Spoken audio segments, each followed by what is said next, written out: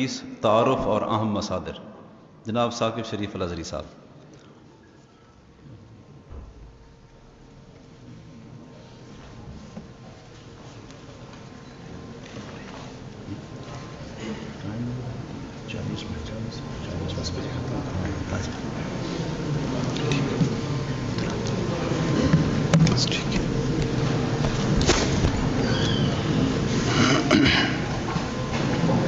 الحمد للہ رب العالمین والعاقبۃ للمتقین والصلاۃ والسلام علی سید الانبیاء والمرسلین وعلی آلہ وصحبہ ومن سار علی نہجہ الی یوم الدین۔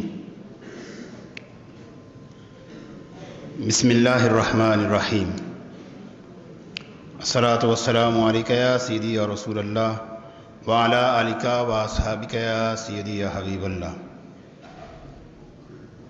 اللہ تبارک و تعالی جل جلالہ و منوالہ کی حمد و ثنا اور حضور پر نور شافع یوم النشور احمد مجتبیٰ جناب محمد مصطفیٰ صلی اللہ علیہ وآلہ وسلم کی بارگاہ بے کس پناہ کے اندر ہدیہ درود و سلام پیش کرنے کے بعد،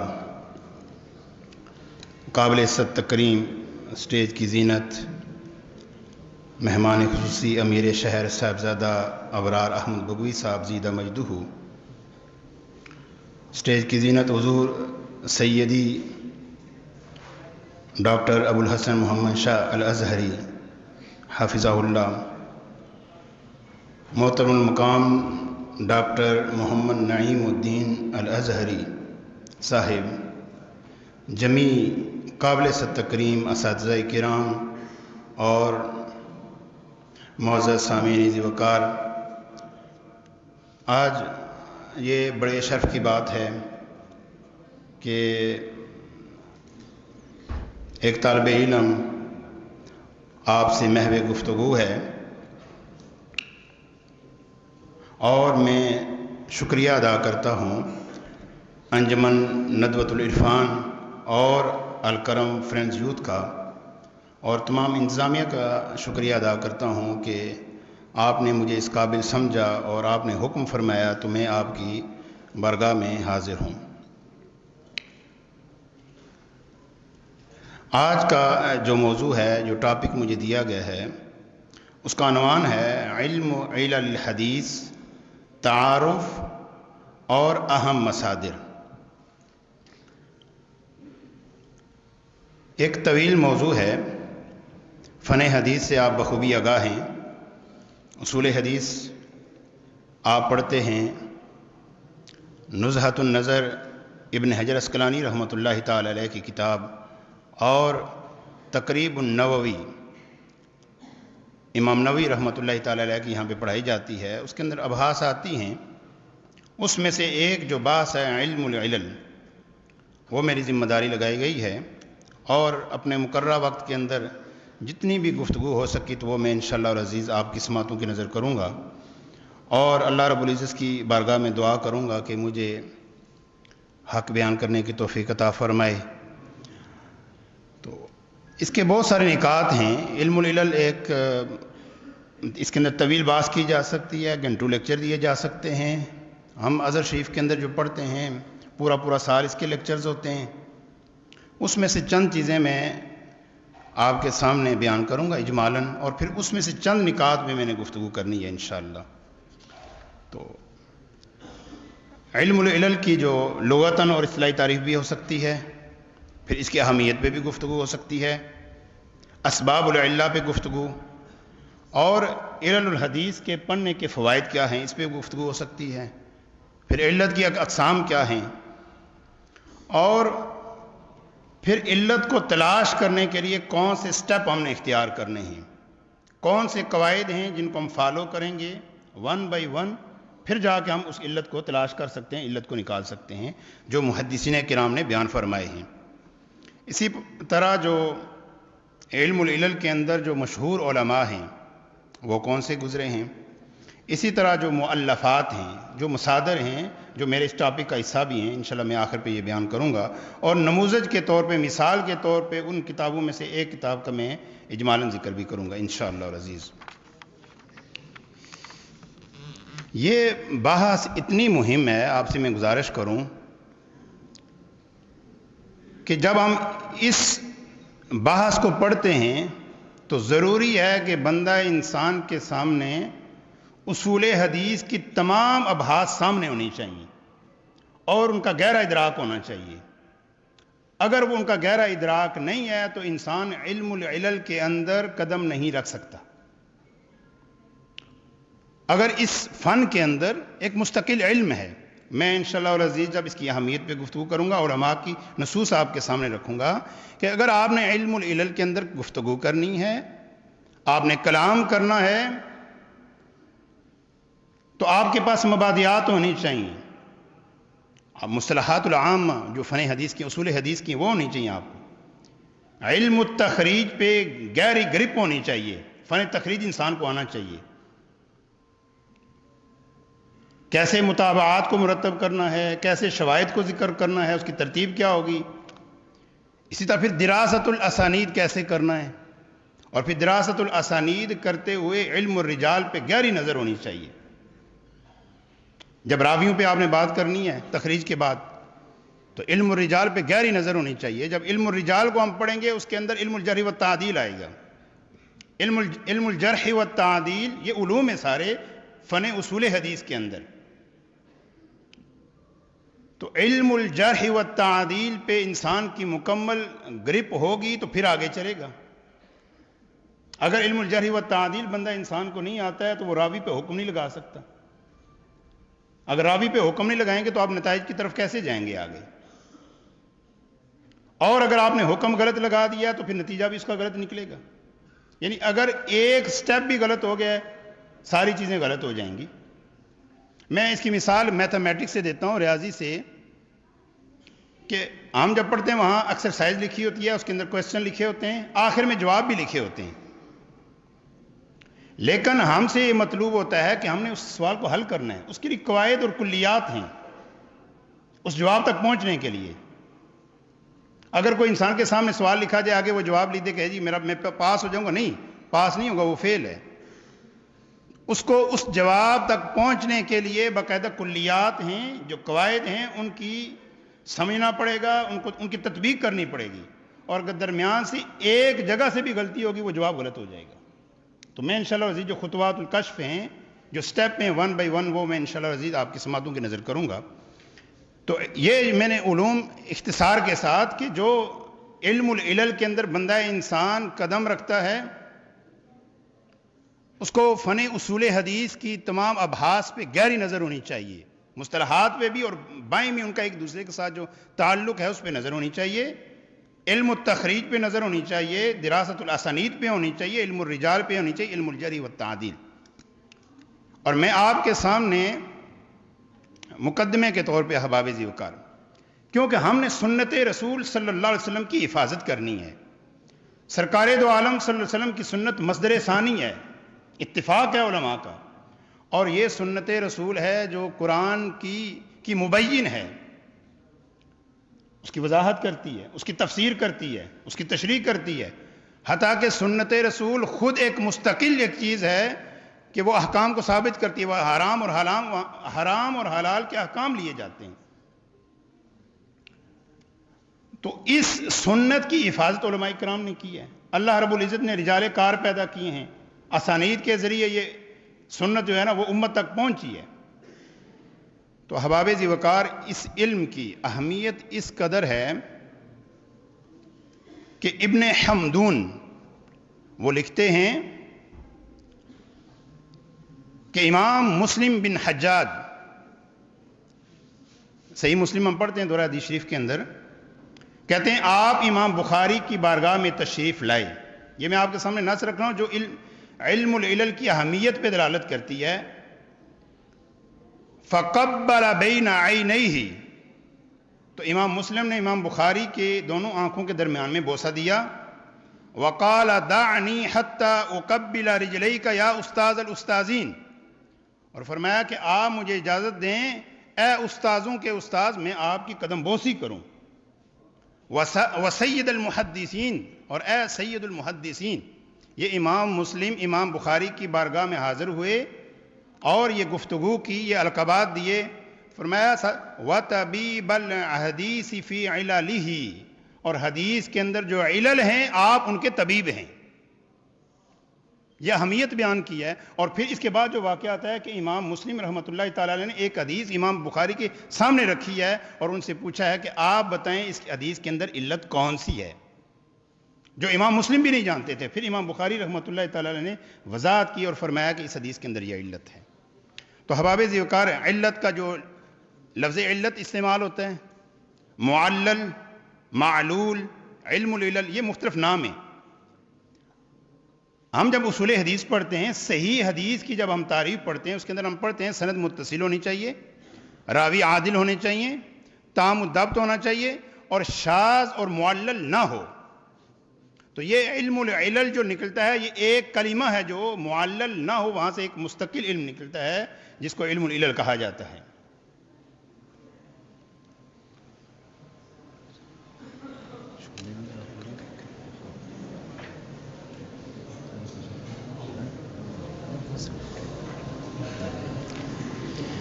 قبلہ استاذ گرامی، استاذ العلماء مفتی شیر محمد خان صاحب تشریف لائے۔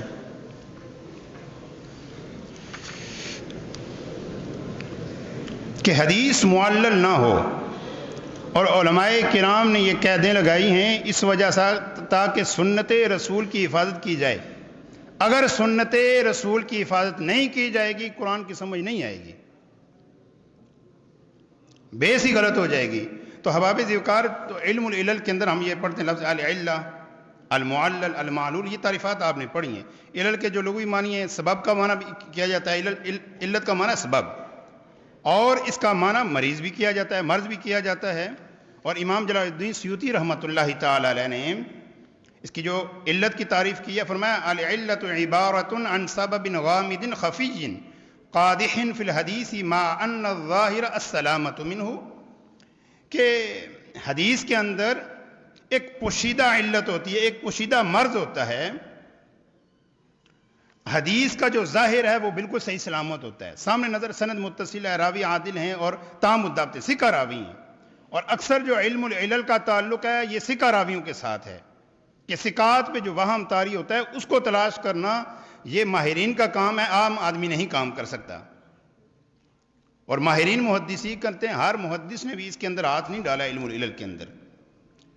اور پھر جس حدیث کے اندر وہ علت مل جائے اس کو کہتے ہیں الحدیث المعلل، المعل یا المعلول، مختلف تعبیرات کی گئی ہیں۔ اور جو لغوی بحث کرتے ہیں وہ کہتے ہیں الحدیث معل ذکر کرنا زیادہ بہتر ہے۔ فرمایا حدیث معلل سے مراد وہ حدیث ہے جس کے اندر ایسی علت پر مطلع ہوا جائے، جس کے اندر ایسی علت ہے جو جرح قطع کا سبب بن رہی ہے اس کی صحت کے اندر، اور اس کا ظاہر بالکل سلامت ہے۔ تو یہ ایک علت کی لغوی اور اصطلاحی تعریف ہے۔ تو پھر المراد من علم العلل سے کیا مراد ہوگا؟ علم العلل کیا ہے؟ فرمایا کہ علم العلل سے مراد ایسے قواعد کا جاننا ہے جن کے ذریعے احادیث کے اندر جو پوشیدہ علت موجود ہے ان قواعد کو جانیں اور ان کو استعمال کریں اور اس علت کو تلاش کریں۔ ان قواعد کو جاننے کا نام علم العلل ہے۔ تو یہ احباب ذوقار، یہ آپ کے ذہن میں آ جائے کہ علت کس کو کہتے ہیں اور الحدیث المعل کس کو کہتے ہیں، پھر علم العلل کس کو کہتے ہیں۔ علم العلل کے اندر یہ چیز پڑھائی جاتی ہے، قواعد کو پڑھایا جاتا ہے کہ جن قواعد کو آپ فالو کریں گے، ان کے مطابق آپ چلیں گے، پھر آپ کو سمجھ آئے گی کہ اس حدیث کے اندر سے ہم نے علت کیسے تلاش کرنی ہے جس کا ظاہر بالکل صحیح سلامت ہے۔ آپ کو راوی عادل نظر آ رہے ہیں اور اس کے اندر راوی تام الضبط ہیں، عادل ہیں، لیکن اس کے اندر علت موجود ہے اور پوشیدہ ہے۔ تو احباب ذوقار، اس بنیادی بات کے بعد علم و علل الحدیث کی جو اہمیت پہ علماء کی نصوص ہیں وہ اختصار کے ساتھ امام عبد الرحمن بن مہدی بہت بڑے محدث ہیں، آپ نے فرمایا کہ ایک حدیث کی علت تلاش کرنا یہ مجھے چیز زیادہ پسندیدہ ہے کہ میں 20 احادیث لکھوں۔ کثرت احادیث سے یہ بہتر یہ ہے کہ میں ایک حدیث کے اندر علت کو تلاش کر لوں، مجھے پتہ چل جائے اس حدیث کے اندر علت ہے۔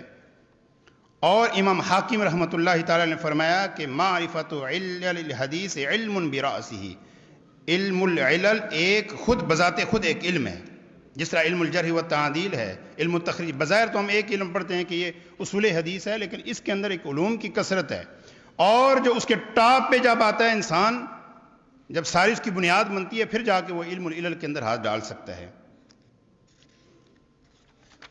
اور ابن حجر رحمۃ اللہ تعالی علیہ کی جو عبارت ہے نزہۃ النظر کے اندر سب سے بہترین عبارت ہے، جو علل الحدیث کی اہمیت پہ دلالت کرتی ہے۔ آپ نے فرمایا وَهُوَ مِنْ أَغْمَدِ أَنْوَاعِ عُلُومِ الْحَدِيثِ وَأَدَقِّهَا، یہ امیر المؤمنین فی الحدیث کے الفاظ ہیں۔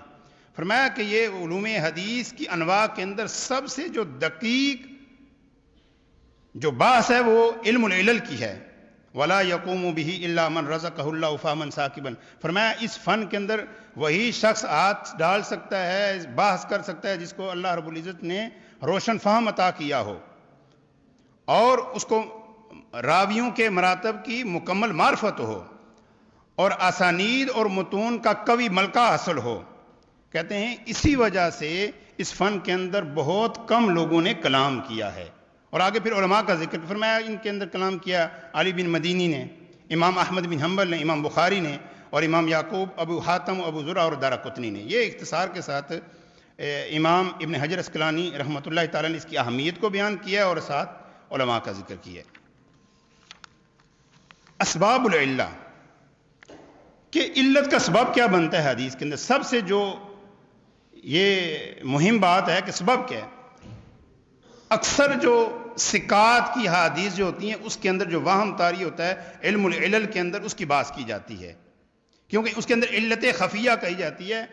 اور اکثر یہ ہوتا ہے کہ جو ثقات کی بات ہوتی ہے، معاشرے کے اندر بھی ایسا ہوتا ہے کہ ثقہ آدمی بات کر دیتا ہے، سب کہہ دیتے ہیں آمنا وصدقنا، لیکن اس ثقہ سے بھی اوثق لوگ موجود ہوتے ہیں جو ان ثقات کی غلطیوں کو پکڑتے ہیں اور بتاتے ہیں کہ اس ثقہ سے یہ غلطی ہوئی ہے۔ تو اس کے سبب الاصلی بھی ہے، الاسباب الفرعیہ بھی ہیں۔ میں صرف ایک سبب بیان کروں گا، اور امام ابن حجر اسقلانی رحمۃ اللہ تعالی علیہ نے نزہۃ النظر کے اندر بھی یہی پیش کیا ہے، وہ ہے وہم، کہ راوی پہ وہم طاری ہوتا ہے۔ اور امام ترمذی رحمۃ اللہ تعالی علیہ نے، یہ جو اقوال ہیں امام ترمذی رحمۃ اللہ تعالی علیہ کے، یہ آپ کی جو علل الصغیر کے اندر جو کتاب ہے اس کے اندر موجود ہیں۔ پھر اس کی جو شرح کی ہے ابن رجب الحنبلی رحمۃ اللہ تعالی علیہ نے، وقی کام کیا، اس کے اندر جو نصوص ہیں جو وہم کے بارے میں بتاتی ہیں کہ ثقات پہ وہم طاری ہوتا ہے، ان سے غلطی ہوتی ہے ثقات سے، لیکن اس غلطی کے باوجود بھی وہ ثقہ رہتے ہیں، ان کی ثقات پہ کوئی فرق نہیں پڑتا ہے، بس جہاں پہ وہ غلطی ہوتی ہے علماء مینشن کر دیتے ہیں، وہ ثقہ باقی رہتے ہیں۔ اور ابن حجر امام ابن رجب رحمۃ اللہ تعالی علیہ نے باقاعدہ ایک عنوان مقرر کیا ہے، فرمایا وَهِمَ الْحُفَّاظُ الْمُتْقِنُونَ الَّذِينَ يَقِلُّ خَطَأُهُمْ، کہ متقنین حفاظ جو ہیں ان سے واہم ہوا ہے، ان سے خطا ہوئی ہے۔ اور اس کے تحت آپ نے پھر اقوال کو ذکر کیا ہے۔ امام ترمذی رحمۃ اللہ نے فرمایا کہ ائمہ میں سے ان کے حفظ کا بھی ہم اعتبار کرتے ہیں، سب کچھ مانتے ہیں، لیکن کوئی بھی خطا سے پاک نہیں ہے، وہم سے پاک نہیں، ان سے وہم ہو سکتا ہے۔ اور عبداللہ بن مبارک نے فرمایا وَمَن يَسْلَمُ مِنَ الْوَهْمِ، کون شخص ہے جو وہم سے جو ہے نا وہ پاک ہے، جس سے وہم نہ ہو۔ اور ابن معین رحمۃ اللہ نے فرمایا مَن لَمْ يُخْطِئْ فَهُوَ كَذَّابٌ، کہ جو غلطی نہیں کرتا ہے وہ جھوٹا ہے۔ تو یہ چیزیں دلالت کرتی ہیں کہ ثقات کیا ہوتا ہے، ان پہ وہم طاری ہوتا ہے۔ اور پھر اعلیٰ درجے کے جو ماہرین ہوتے ہیں، علماء متخصصین، وہ بتاتے ہیں کہ اس کے اندر یہ غلطی ہوئی ہے، اور کتابیں بری پڑھی ہیں، اس کے اندر ساری چیزیں موجود ہیں۔ اور ابن معین کا قول جو اس وہم کے بارے میں آپ نے فرمایا لست اعجب ممن يحدث فيخطئ، فرمایا میں اس بات پہ مجھے کوئی تعجب نہیں ہے کہ ایک کوئی حدیث بیان کرتا ہے اس میں غلطی کرتا ہے، وانما اعجب ممن يحدث فيصيب، مجھے اس بات پہ تعجب ہوتا ہے کہ جو روایت کرتا ہے اور کہتا ہے کہ میں جو بھی بیان کر رہا ہوں وہ صحیح ہے۔ تو احباب ذوقار، یہاں پہ ایک اعتراض وارد ہوتا ہے کہ متقنین پہ اگر وہم طاری ہوتا ہے تو پھر سارا ذخیرہ حدیث کا کیا بنے گا؟ پھر صحیح بخاری اور صحیح مسلم کا کیا بنے گا؟ پھر ہر جگہ یہ احتمال قائم ہو سکتا ہے کہ اس سے وہم ہو۔ تو احباب ذوقار، اس کا جواب ڈاکٹر نور الدین رحمہ اللہ تعالی آپ نے دیا. فرمایا کہ یہ جو وہم ہے کہ ثقات سے بھی غلطی ہو سکتی ہے، اسی وجہ سے علماء کرام نے 2 شرطیں رہی ہیں صحیح حدیث کے اندر. ایک یہ ہے کہ عدم الشذوذ اور عدم العلت القادحہ، کہ وہ حدیث شاذ بھی نہ ہو اور اس کے اندر علت قادحہ بھی نہ ہو. 2 ایسی شرطیں لگائی ہیں کہ اس سے جب حدیث گزر کے آئے گی تو وہ حدیث سالم ہو جائے گی، کہ ایک سند متصل بھی ہے، راوی عادل بھی ہیں، تام الضبط ہیں، لیکن اس کے باوجود بھی غلطی ہو سکتی ہے. تو آگے پھر قیدیں لگا دی ہیں کہ وہ شاذ بھی نہ ہو اور معلل بھی نہ ہو. تو میں نے ایک سبب احباب ذوقار بیان کیا ہے حدیث کے اندر جو علت کا سبب بنتا ہے.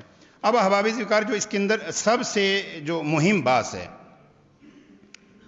کہ علت کو کیسے تلاش کرنا ہے. کہ حدیث کا طالب علم علم العلل کے اندر قدم رکھتا ہے تو وہ کون سے سٹیپس ہیں، کون سے قواعد ہیں کہ ان کو وہ سامنے رکھے اور پھر جا کے اس حدیث سے علت کو تلاش کرے.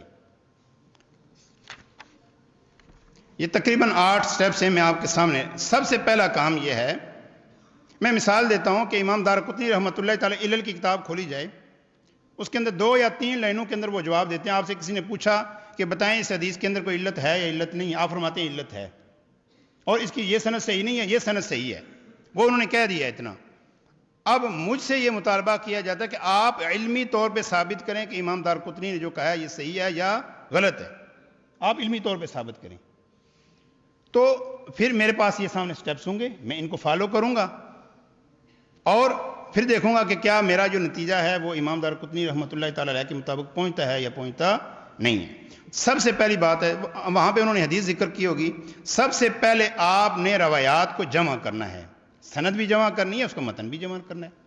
معتبر مصادر سے جو حدیث نبوی کے روایتاً جو معتبر مصادر ہیں ان سے آپ نے حدیث کی سند بھی جمع کرنی ہے، متن بھی. پھر آپ کو پتہ ہونا چاہیے کہ مصادر سے ہم نے کون سے مصادر معتبر ہیں اور ان سے ہم نے حدیث کو تلاش کیسے کرنا ہے. جیسے ہمارے پاس طرق تخریج حدیث پڑھائی جاتی ہے، اس کے اندر بہت ساری چیزیں ہیں کہ حدیث کو آپ نے کیسے تلاش کرنا ہے.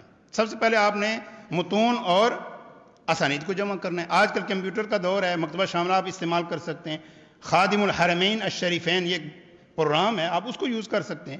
بے شمار جدید چیزیں آ چکی ہیں جن کی مدد کے ساتھ آپ مواد کو جمع کر سکتے ہیں.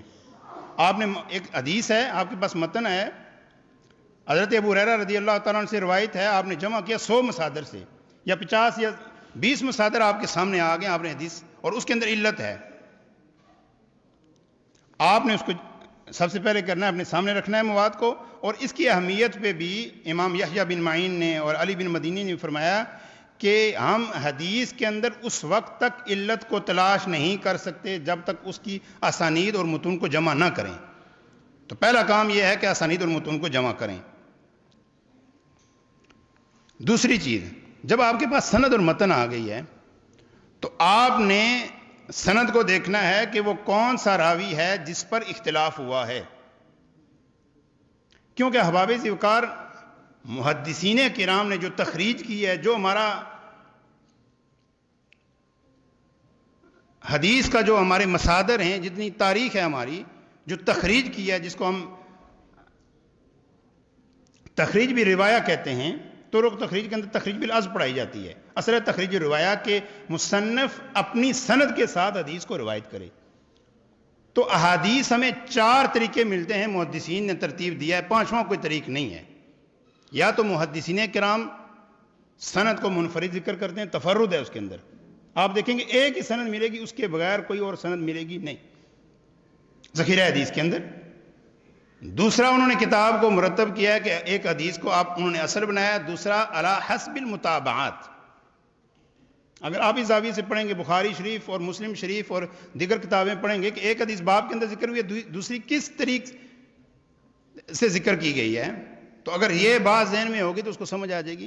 علی حسب المتابعات، یہ دوسرا طریقہ کار ہے. تیسری چیز علی حسب الشواہد، کہ پہلے ایک صحابی سے ذکر کیا ہے، پھر دوسرے صحابی سے ذکر کر رہے ہیں، تو دوسری حدیث پہلے کے لیے متابع نہیں بن سکتی ہے، وہ اس کی شاہد ہے. یہ مناہج ہیں.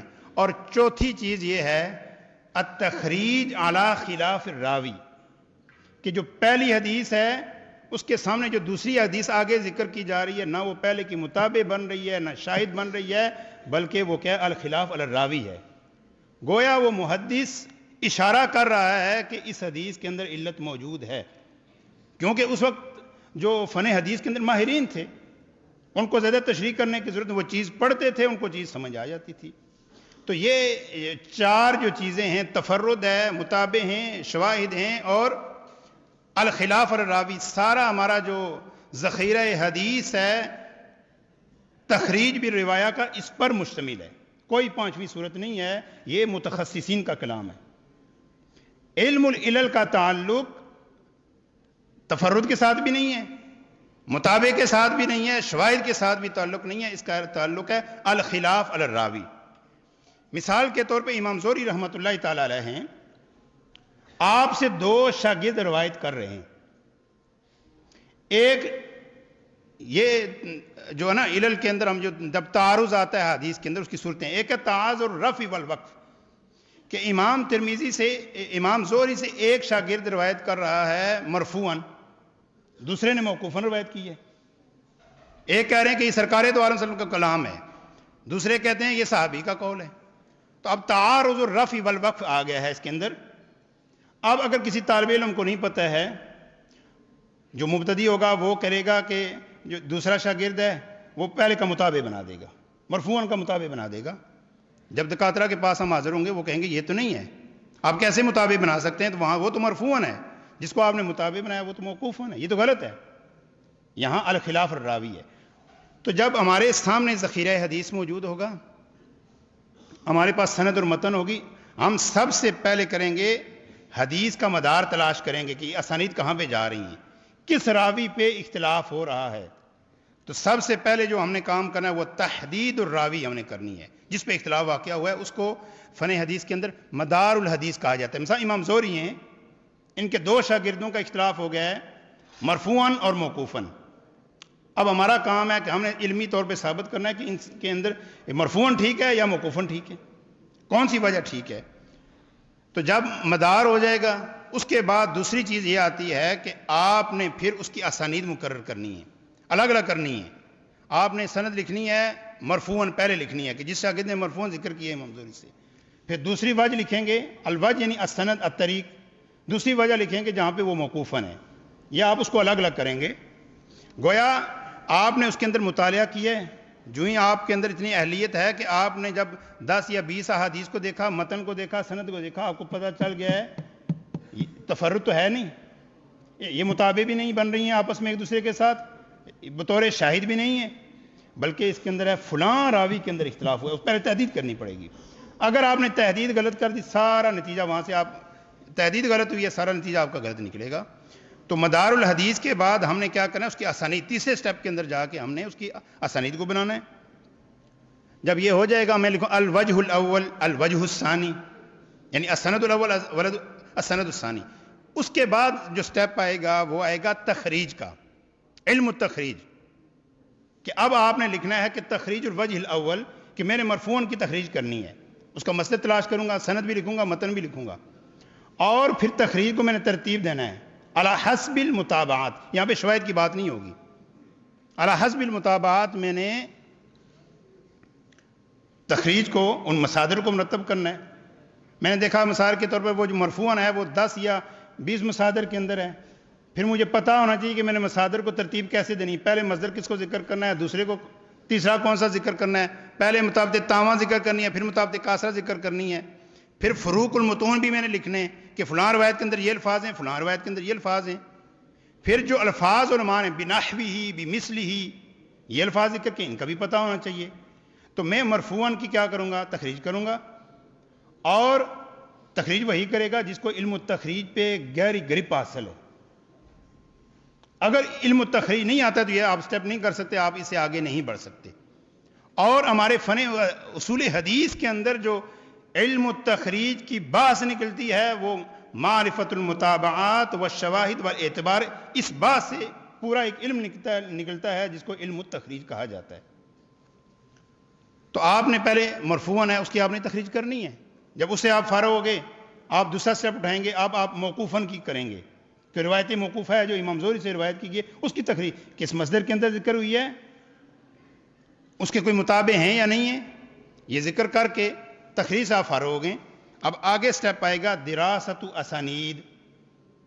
آپ سب سے پہلے جو مرفوعاً روایت ہے آپ اس کی تخریج کریں گے کہ اس کے سند کے اندر جو راوی ہیں، اول مصنف سے لے کے سرکار دو عالم صلی اللہ علیہ وسلم تک ایک ایک راوی پہ آپ نے بحث کرنی ہے۔ جب آپ نے دراست و اسانید کرنا ہے تو آپ نے علم الرجال کے اندر داخل ہونا ہے۔ علم الرجال علم التاریخ کا ایک جز ہے، اور علم الرجال کی بحث کو دراست الاسانید کرنے کے لیے یا اس پہ بحث کرنے کے لیے ایک راوی کا جب آپ ترجمہ کرنے لگے، ممکن ہے ایک سند کے اندر 10 راوی ہوں، 5 ہوں، 6 ہوں، مختلف اسانید مختلف تعداد ہوتی ہے، تو ضروری ہے کہ اصول حدیث کی 40 سے زیادہ جو ابحاث ہیں جو علم الرجال کے متعلق ہیں اس پہ آپ کی نظر ہونی چاہیے۔ صحابی آئیں گے، آپ کو معرفت الصحابہ کے بارے میں پتہ ہونا چاہیے، تابعین کے بارے میں پتہ ہونا چاہیے، مختلف کے بارے میں، کناء اور القاب کے بعد انساب کے بارے میں پتہ، کیونکہ کسی بھی قسم کا کوئی راوی سامنے آ سکتا ہے۔ تو آپ کے پاس اصول حدیث کے اندر 40 سے زیادہ ابحاث ہیں کہ جب آپ نے علم الرجال پہ بحث کرنی ہے آپ کو اس پہ نظر ہونی چاہیے، ان کے معنی کو پتہ ہونا چاہیے، اور یہ بھی پتہ ہونا چاہیے کہ یہ اگر بحث پڑھیں گے اس کے فوائد کیا ہیں، اور پھر اس جو قسم ہے جو نوع معرفت الصحابہ، اس پہ کون سی کتابیں لکھی گئی ہیں، علماء نے کیسے کام کیا ہے اس کے اندر۔ جب یہ کام ہو جائے گا، کیوں احباب ذکر یہ ضروری ہے، اگر آپ نے دراسہ اسانید کرتے ہوئے راوی، اگر آپ نے جب نام آپس میں ملتے جلتے ہیں، آپ نے غلط راوی کا نام لکھ دیا ہے۔ میں تھیسس لکھ رہا تھا تو امام ترمذی رحمۃ اللہ تعالیٰ نے محمد بن اسماعیل آپ سے روایت کیا ہے، میں نے ان کا ترجمہ کر دیا۔ جب میں نے اپنے ڈاکٹر کے سامنے پیش کیا، آپ نے کہا کہ آپ ذرا سوچیں، جا کے مراجعہ کریں، جو آپ نے محمد بن اسماعیل لکھے ہیں یہ غلط لکھے ہیں، آپ نے یہ امام بخاری ہیں، آپ نے غلط راوی کو تحدید کی ہے۔ اور میں نے جا کے جب چیک کیا تو واقعی وہ امام بخاری رحمۃ اللہ تعالیٰ علیہ تھے۔ ایک اگر راوی غلط ہو گئے، ثقہ کی جگہ آپ نے ضعیف لکھ دیا ہے، نام ایک جیسے ملتے جو ہیں، سفیان ہیں، سفیان کون سے ہیں، اگر خالد ہیں تو خالد کون ہے، محمد ہیں تو محمد کون سے ہیں، تو نام ایک جیسے ملتے جلتے ہوتے ہیں۔ سب سے پہلے راوی کی جو ہے نا وہاں پہ پتہ ہونا چاہیے کہ یہ راوی کون سا ہے، تو یہ کتابیں ہیں، یہاں سے آپ مدد لیں گے۔ اس کے بعد دراسہ اسانید کرتے ہوئے اس راوی پہ جب بات کرتے ہیں، آپ کو علم الجرح و تعدیل پہ ادراک ہونا چاہیے، گہرا ادراک ہونا چاہیے۔ اگر علم الجرح و تعدیل کے اندر نہیں ہے تو آپ کیسے راوی پہ حکم لگائیں گے؟ علم الجرح و تعدیل کے اندر یہ پتہ ہونا چاہیے کہ اگر راوی یہ ثقہ ہے، مطلق ثقہ ہے، آسان ہے، ضعیف ہے، یہ بھی آسان ہے۔ مسئلہ بنتا ہے جو راوی ہے المختلف فی، بعض نے کہا ثقہ ہے، بعض نے کہا ضعیف ہے، آپ اس پہ کلام کرنے لگیں تو آپ کو پھر علم الجرح و تعدیل کے علماء کے مناہج کا پتہ ہونا چاہیے، کیونکہ علماء متشددین بھی ہیں، متساہلین بھی ہیں، معتدلین بھی ہیں۔ متشددین چھوٹی سی غلطی ہوتی ہے وہ جرح قطع کر دیتے ہیں، اگر آپ اس کو اٹھا کے لکھیں گے تو آپ غلطی میں پڑ جائیں گے۔ اور ایسے روات ہیں جن پہ ضرورت ہی نہیں ہے جرح قطع کلام کرنے کی، اور اگر ان کے بارے میں کوئی کلام کرے تو اس کا کوئی معنی نہیں رکھتا۔ جہاں پہ میں ایک بات، امام اعظم ابو حنیفہ رحمۃ اللہ تعالیٰ احناف ہیں، محدثین کے اقوال ملتے ہیں آپ کے بارے میں، آپ کی جرح کے اندر، لیکن احباب ذوقار جو ائمہ ہیں، جو مشہور ہیں، ان کی توثیق کے بارے میں سوال نہیں کیا جا سکتا۔ یہ محدثین نے اصول لکھا ہے، اگر یہ انسان کے سامنے اصول ہو تو ہم جواب دے سکتے ہیں کہ امام صاحب پہ جو جرح قطع کی گئی یہ درست نہیں ہے۔ تو متشددین ہیں، متساہلین ہیں، معتدلین ہیں، ان پہ انسان کی نظر ہونی چاہیے۔ پھر یہ نظر ہونی چاہیے کہ یہ راوی مدلس ہے یا مدلس نہیں ہے، تدلیس اس میں ہے، یہ راوی مرسل روایت کرتا ہے یا نہیں کرتا۔ اس کے بارے میں علماء نے کتابیں لکھی ہیں جو موصوفین ہیں بالتدلیس۔ امام ابن حجر نے تعریف اہل التقدیس بمراتب الموصوفین بالتدلیس، ابن حجر رحمۃ اللہ تعالیٰ کتاب ہے، انسان کو یہ کتاب پتہ ہونی چاہیے، اور یہ کتاب پڑھتے ان کے مراتب کے علم ہونا چاہیے، اور علم یہ بھی ہونا چاہیے کہ کن کی تدلیس مشکل کا سبب بنتی ہے، اس سے کوئی پرابلم آتی ہے حدیث کے اندر، اور کچھ ایسے مدلسین ہیں جن کی وجہ سے کوئی حدیث کے اندر پرابلم نہیں آتی ہے۔ تو یہ میں گزارش ہی کرنا چاہتا ہوں کہ علم الجرح و تعدیل پہ گہری نظر ہونی چاہیے۔ اگر علم الجرح و تعدیل پہ گہری نظر نہیں ہے تو آپ راوی پہ حکم کیسے لگائیں گے؟ सिका था आपने दईफ बना दिया, दईफ को आपने सिका बना दिया, या सिका को सदूक आपने बना दिया है।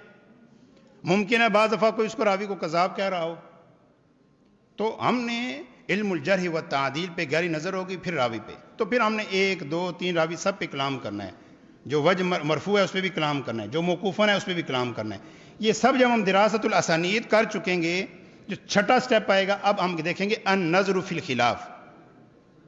हम गौर व फिक्र करेंगे कि इस हदीस के अंदर इख्तिलाफ है मरफूअन मौकूफ़न, तो वहाँ पे हम लिखेंगे कि मैंने इस हदीस के अंदर गौर व फिक्र किया है, मैंने देखा कि इस हदीस का ये मदार है, एक वजह मरफू है, एक मौकूफ़ है। मेरी जो राय है या मेरी जो तहकीक है उसके मुताबिक ये जो सनद मरफू है ये राजे है, ये राजे है। और अहबाब ज़िवकार सिर्फ ये काफ़ी नहीं है कि मेरी राय है राजे, नहीं, साथ दलील जिक्र करनी पड़ेगी। दलील के बगैर आप तरजीह देंगे, आप वो एक्सेप्ट नहीं किया जाएगा। फिर कराइन और तरजीह देखे जाएंगे, अल अक्सरिया है, अल अहफज़िया है, बेशुमार इसके जो है ना वो कराइन है। ये जब हम कराइन लिखेंगे, और मैं कहूँगा कि ये जो इमाम ज़ोहरी के शागिर्द ने जो मरफूअन जिक्र किया है, ये मौकूफ़न की बानिस्बत क्या है, ये ज़्यादा सही है, ये दुरुस्त है, मौकूफ़न नहीं सही है। साथ में दलाइल भी जिक्र करूँगा। और फिर ये उलमा के कलाम मिलता है उसके अंदर। मिसाल के तौर पे मुहद्दिसीन का इल्मुल जर्ह व तादील के उलमा का कलाम मिलेगा। इमाम ज़ोहरी के दरमियान जब इन दो शागिर्दों का इख्तिलाफ हो जाए, तो आपने इस शागिर्द का कलाम लेना है, इसका कलाम नहीं लेना है। इस तरह के बहुत सारे आपको अक़वाल मिलते हैं। तो हमने कराइन और तरजीह को देखना है, और कराइन और तरजीह देखें। उसके बाद मैं कहूँगा कि जिसको मैंने राजे करार दिया है, अब इमाम दारक़ुतनी रहमतुल्लाह ताला अलैह ने अल इलल के अंदर भी इसी वजह को तरजीह दी है, तो मैंने इल्मी तौर पे साबित किया है। तो जब मैं मरफूअन रवायत मैंने साबित कर दी है कि मौकूफ़ के बराबर में मौकूफ़ के अंदर इल्लत है, मरफू के अंदर इल्लत नहीं है, अब इसके बाद आएगा, अब आपने हदीस पे हुक्म लगाना है कि मरफूअन इस हदीस का हुक्म क्या है, क्या ये सही है?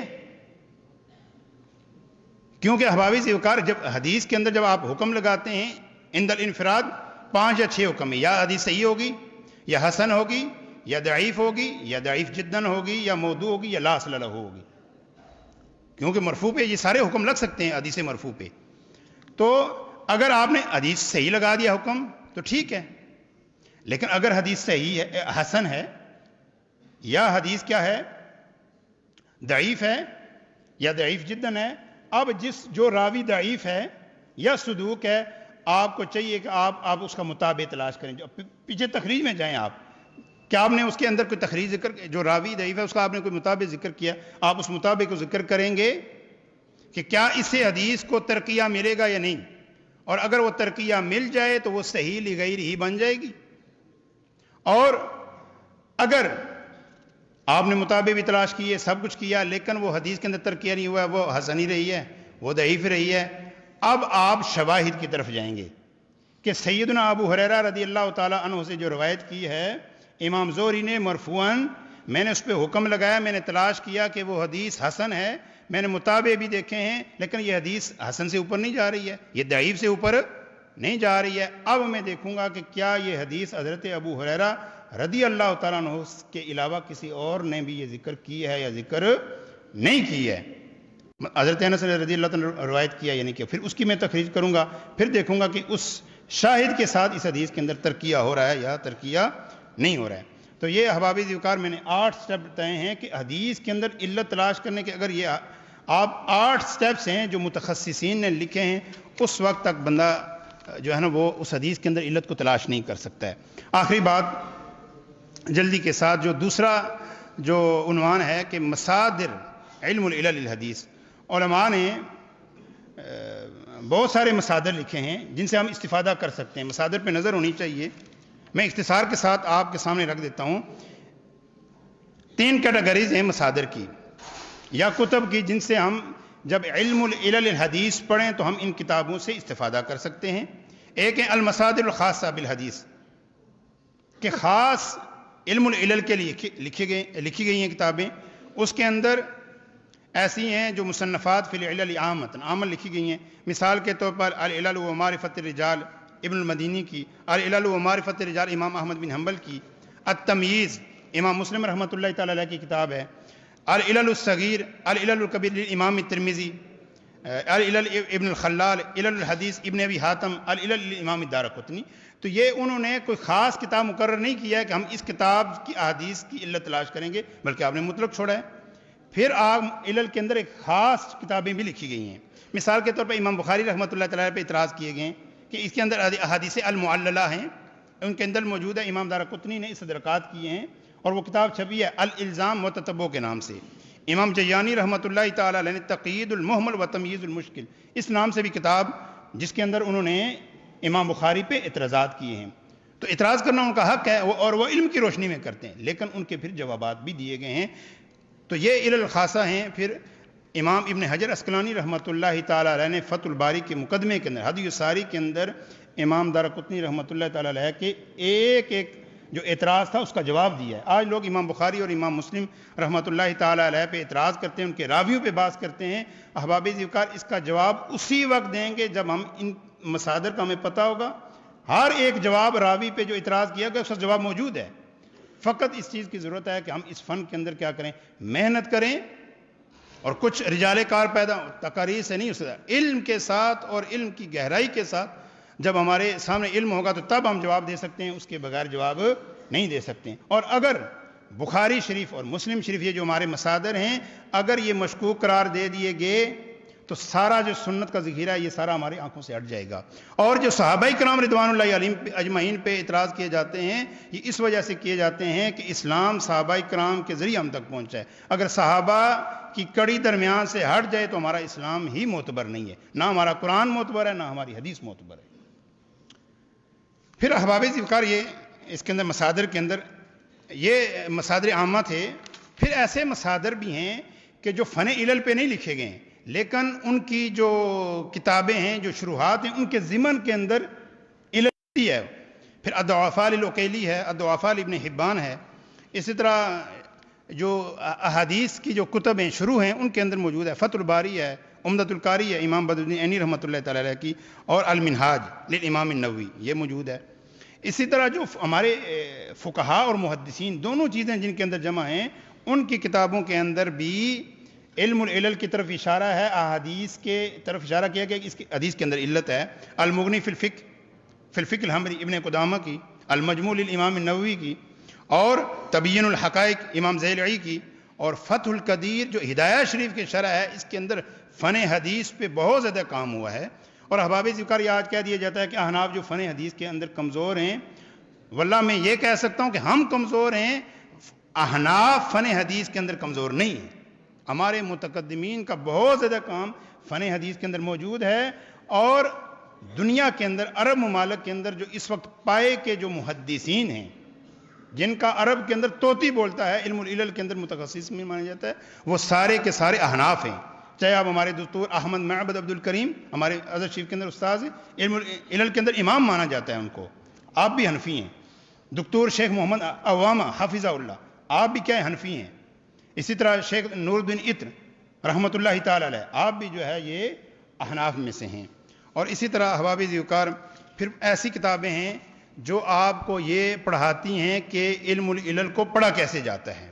اس کے اندر ہم ہدی الساری کو رکھ سکتے ہیں، الفصل الثامن جو ابن حجر اسقلانی رحمۃ اللہ تعالیٰ نے ذکر کی ہے اس سے بھی ہم استفادہ کر سکتے ہیں. اور دو معاصرین کی کتابیں ہیں، ایک ازہر شریف کے اندر پڑھائی جاتی ہے علل الحدیث بین القواعد النظریہ و تطبیق العملی، اور دوسری کتاب ہے اصول علل الحدیث دکتور نور الدین عطر رحمۃ اللہ تعالیٰ علیہ کی. یہ دو کتابیں نیٹ کے اوپر موجود ہیں. اگر آپ فن حدیث پڑھنا چاہتے ہیں اور فن حدیث کے اندر علم العلل پڑھنا چاہتے ہیں، آپ یہ دو کتابیں ڈاؤن لوڈ کر لیں. آپ خرید بھی سکتے ہیں، باہر سے منگوا بھی سکتے ہیں. آپ ان کتابوں کو پڑھیں. یہ کتابیں آپ کو بتائیں گی کہ آپ نے اس فن کے اندر قدم کیسے رکھنا ہے، اس کو کیسے سمجھنا ہے، یہ آپ کی رہنمائی کریں گی. اور احباب ذوالفقار میں آخر میں صرف ایک کتاب العلل للامام الدارقطنی سب سے جو بہترین کتاب ہے اس کا میں ذکر کروں. امام دارقطنی رحمۃ اللہ تعالی آپ کا اس میں گرامی ابو الحسن علی بن عمر البغدادی الامام الحافظ المجود 306 ہجری میں پیدا ہوئے ہیں، 385 ہجری کے اندر آپ کا وصال ہوا ہے.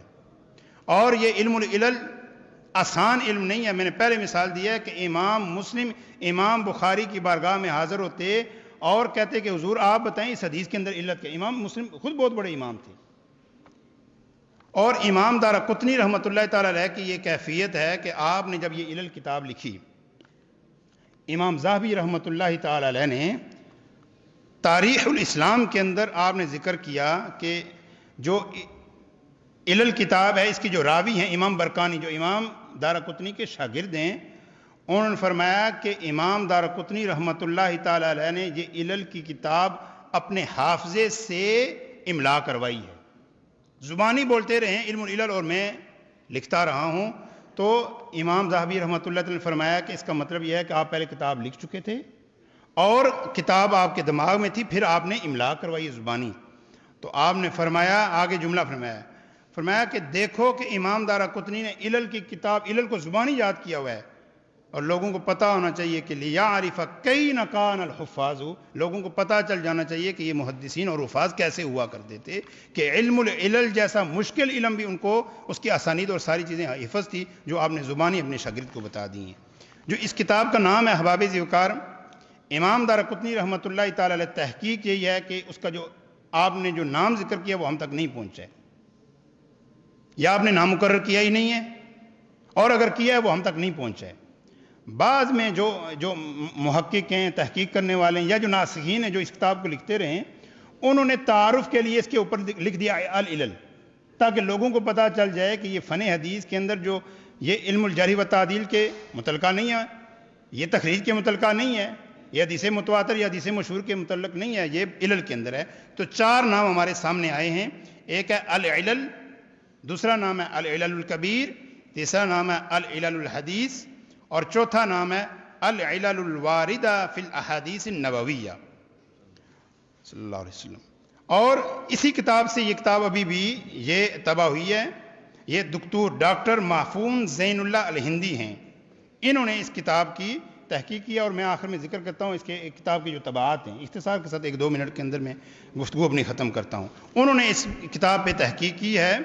اس کتاب کی ترتیب یہ ہے کہ آپ نے کتاب کو مرتب کیا ہے مسانید کے اعتبار سے. صحابہ کرام رضوان اللہ علیہم اجمعین کا ذکر کرتے ہیں، اس کے نیچے لکھتے ہیں مسئلہ رقم، مسئلہ نمبر 1، مسئلہ نمبر 2، مسئلہ نمبر 3. اور آپ سے کوئی سوال کرنے والا سوال کرتا ہے، کہتا ہے اے امام آپ ہمیں بتائیں کہ اس حدیث کے اندر علت کیا، آپ اس کا جواب دیتے ہیں کہ یہ حدیث ہے، یہ فلاں راوی پہ اختلاف ہوا ہے، وہ اس کو ان سے ایک شخص متصل بھی ذکر کر رہا ہے، مرسل بھی ذکر کر رہا ہے، یہ رفعن بھی ذکر کر رہا ہے اور موقوفن بھی ذکر کر رہا ہے، آپ بتائیں اس میں کون سا طریق صحیح ہے، یہ مرفوعن ٹھیک ہے یا موقوفن ٹھیک ہے، آپ اس کا پھر جواب دیتے ہیں.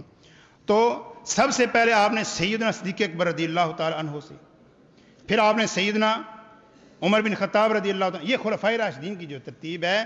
اگرچہ اس کتاب کے اندر امام دارقطنی نے یہ نہیں فرمایا کہ افضلیت سیدنا صدیق اکبر آپ کا پہلا نمبر ہے، یہ نہیں لکھا ہوا ہے جملہ، یہ نہیں لکھا ہے کہ دوسرا نمبر جو ہے سیدنا عمر بن خطاب رضی اللہ تعالیٰ عنہ کا ہے. لیکن امام دارقطنی رحمۃ اللہ تعالیٰ علیہ کے منہج سے پتہ چلتا ہے کہ آپ اہل سنت والجماعت کے منہج کے مطابق تھے. آپ کے منہج سے پتہ چلتا ہے کہ افضلیت سیدنا صدیق اکبر ہے، پہلے ذکر کیا، ایک ترتیب کے ساتھ ذکر کیا ہے. تو بعض چیزیں ایسی ہوتی ہیں، عقائد کی ابحاث ایسی ہوتی ہیں جو محدثین اپنی کتابوں کے اندر صراحتاً ذکر نہیں کرتے ہیں، لیکن وہ ترتیب کے ساتھ وہاں چیز موجود ہوتی ہے، وہاں سے ہمیں اخذ کرنا ہوتا ہے، ان کے منہج سے عقائد کی بھی ہمیں ابحاث ملتی ہیں. پھر اسی طرح جب جو صحابہ رجال ہیں ان کی بات ختم ہوتی ہے، پھر نساء کے بارے میں شروع ہوتی ہے. سیدہ عائشہ رضی اللہ تعالیٰ عنہ آپ کی روایات کو، سیدہ فاطمہ الزہرا رضی اللہ تعالیٰ عنہ. تو اس کے اندر جو مسانید ہیں 181 اس کے اندر مسانید ہیں، اور 4144 اس کے اندر آپ نے مسائل کو ذکر کیا ہے. یعنی 4144 آپ کے سامنے مسئلے بیان کیے گئے، احادیث کے بارے میں سوال کیا گیا ہے اور آپ کو جواب دیا گیا ہے. یہ اس کتاب کے بارے میں اختصار کے ساتھ تعارف ہے. یہ کتاب طبع ہو چکی ہے، یہ سعودیہ سے طبع ہوئی ہے ڈاکٹر محفوظ الرحمان زین اللہ الہندی نے. اس کے پہلے 3 جو جز تھے یہ 1405 ہجری کے اندر یہ شائع ہوئے ہیں. پھر یہ کام چلتا رہا، یہ محفوظ الرحمان زین اللہ الہندی کی سربراہی کے اندر، یہاں تک کہ 1416 ہجری کے اندر اس کے 11 جز منظر عام پہ آئے ہیں. اور پھر اسی دوران جو ہے وہ دکتور محفوظ جو ہے نا وہ اللہ کو پیارے ہو گیا، وصال ہو گیا 1427 ہجری کے اندر. اور پھر اس کے بعد جو ہے نا اس کی 4 مجلدات اور آئی ہیں. پہلی جو 14 جلدیں ہیں، اس کے بعد 4 جلدیں اس کی اور آئی ہیں، اور وہ تحقیق ہے ڈاکٹر محمد بن صالح الدباسی، ان کی ہے، دار ابن جوزی سے چھپی ہے۔ تقریباً یہ 17 یا 18 جلدیں ہیں، العلل الواردہ فی الاحادیث النبویہ۔ تو یہ میں نے اختصار کے ساتھ ایک تعارف آپ کے سامنے پیش کیا ہے، اور اس کے مصادر کے ایک طویل، اس پہ کئی دنوں ازہر شریف کے اندر جو ہے 2 سال 3 سال یہ پڑھایا جاتا ہے، اور اس کے بعد پھر ماہرین کے ساتھ بیٹھنا پڑتا ہے، پھر پریکٹس کرنی پڑتی ہے، پھر جا کے جو ہے نا ان چیزوں کی سمجھ آتی ہے۔ اور ایک ہی مقصد اس کا ہوتا ہے کہ سرکار دو عالم صلی اللہ علیہ وآلہ وسلم کی سنت کی ہم نے حفاظت کرنی ہے۔ کہ اگر آپ سوشل میڈیا پہ یہ دیکھتے ہیں کہ ایک حدیث آ گئی ہے جس کو سرکار دو عالم صلی اللہ علیہ وسلم کی طرف منسوب کیا گیا ہے، یہ ہمارا فرض بنتا ہے ہم چیک کریں کہ کیا یہ حدیث ٹھیک بھی ہے یا ٹھیک نہیں ہے، کیا یہ سرکار دو نے فرمایا ہے بھی ہے یا نہیں فرمایا۔ تو یہ کسی یونیورسٹی یا ہمارے جو میڈیکل کا شعبہ ہے، یہ ان کا کام نہیں، یہ علماء کا کام ہے۔ اب اس تک پہنچنا کہ کیا یہ سرکار دو عالم صلی اللہ علیہ وسلم نے یہ فرمایا ہے یا فرمایا نہیں ہے، اس کو کیسے تلاش کرنا ہے، کیسے اس پہ کام کرنا ہے، اور اگر ہم کام نہیں کریں گے ہم بھی آگے شیئر کر دیں گے سرکار دو عالم صلی اللہ علیہ وسلم نے ایسا فرمایا ہے، یا صحابہ کرام رضوان اللہ علیہم اجمعین ہم بھی برابر کے شریک ہیں، اور گویا ہم اس کی تشریح کر رہے ہیں۔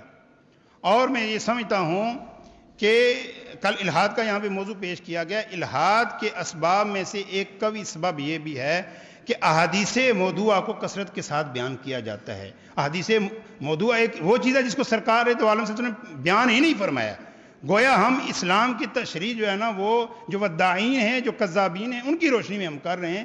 تو آپ بتائیں، ظاہر وہ فطرت کے مطابق باتیں نہیں ہوں گی، لوگ اسلام سے دور ہوں گے، کہیں گے یہ اسلام ہے۔ تو احباب ذوقار ان کے سامنے جو بند باندھنا ہے وہ مدارس کے طلباء نے باندھنا ہے، جو اس فن کے متخصصین ہیں، انہوں نے محنت کرنی ہے، پھر جا کے یہ آگے کی طرف معاملات بڑھیں گے۔ اور میری آخری یہ گزارش یہ ہے کہ یہ اقتراح کے طور پر بھی ہے کہ علم العلل کو جو ہے وہ ہمارے نصاب کے اندر شامل نصاب کیا جائے، چاہے وہ 1 مہینہ یا 2 مہینے ہی کیوں نہ ہو، اس کو پڑھایا جائے۔ اور کیونکہ جب علم العلل آئے گا تو پھر بہت سارے جو ہے نا، جب علم العلل کے اندر ایک طالب علم پڑھے گا اس کو صحیح اصول حدیث کی سمجھ آئے گی۔ اللہ رب العزت سے دعا ہے کہ وہ ہمیں ان فنون کو سمجھنے کی توفیق عطا فرمائے۔ میں بار دیگر قبلہ حضور سیدی ڈاکٹر ابو الحسن محمد شاہ صاحب آپ کی بارگاہ میں جو ہے نا وہ شکریہ ادا کرتا ہوں۔ آپ نے مجھ ناچیز کو، میں ناقص ہوں، استاد فرما رہے تھے، میں نے کہا کہ حضور بیان نہیں کرنے آیا ہوں بلکہ ایک سبق سنانے آیا ہوں، اور اس کے اندر جو بھی اگر کوئی کمی بیشی غلطی کوتاہی ہوئی ہے تو آپ میری تصحیح بھی فرما سکتے ہیں۔ جزاکم اللہ خیرا۔